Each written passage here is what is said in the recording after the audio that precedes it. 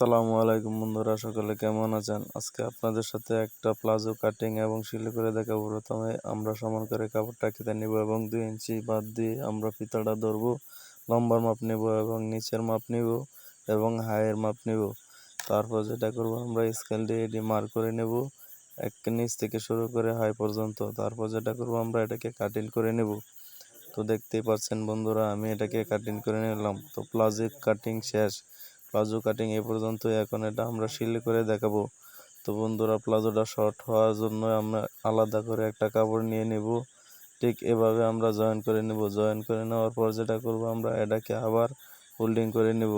Folding করে 1 ইঞ্চি পরিমাণ কাপড় আমরা এটাকে রেখে তারপর সিলাই করব। বন্ধুরা দেখতে পাচ্ছেন, প্লাজোটা 1 ইঞ্চি লম্বা বেড়ে গেল আলাদা কাপড় নেওয়ার তো এখন যেটা করব, আমি আগেরটার মতোই দ্বিতীয় পার্টটাও এভাবে সেলাই করব। প্রথমে কাপড়টা বসায় নেব, তারপর এভাবে হোল্ডিং করে আমি এটাকেও সেলাই করে নেব। বন্ধুরা, আমি কিন্তু আলাদা করে কাপড় নেওয়ার কারণ হচ্ছে প্লাজোটা শর্ট, এই জন্য আমি আলাদা করে কাপড় নিলাম। এখানে কিন্তু আলাদা করে কাপড় নেওয়ার কোনো প্রয়োজন আসে না।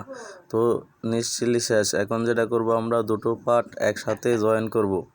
তো একটা পার্ট আর একটা পার্টের সাথে একসাথে জয়েন করে নেব। বন্ধুরা দেখতে পাচ্ছেন, আমি একটা পার্ট জয়েন করে নিলাম এবং এটাকে ডবল করে সেলাই দিয়ে দিলাম।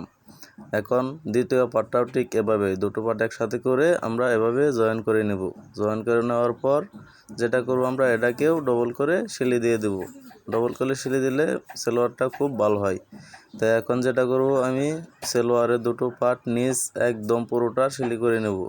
নিচ সেলাই করার সময় অবশ্যই খেয়াল রাখবেন যে যেন হাফ থেকে 1 ইঞ্চি পরিমাণ কাপড় থাকে, নাহলে কিন্তু সেলাই ছুটে যাবে।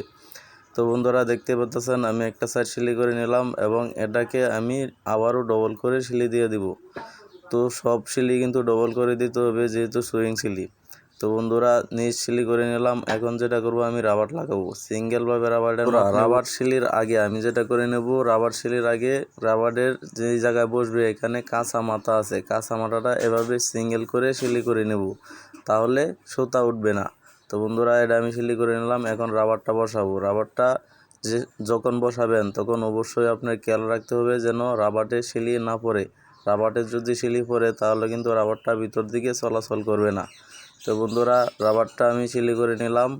এখন যেটা করব, আমি রাবারটাকে এভাবে টেনে নেব। টেনে নেওয়ার পর মাঝখান দিয়ে আরেকটা সেলাই দেব। যখন দ্বিতীয় সেলাইটা দিব, অবশ্যই রাবারটা এভাবে আমি যেভাবে করতেছি এভাবে টেনে টেনে দিবেন। তো বন্ধুরা, আজকে এ পর্যন্তই। ভিডিওটা কেমন হয়েছে অবশ্যই কমেন্ট করে বলে যাবেন।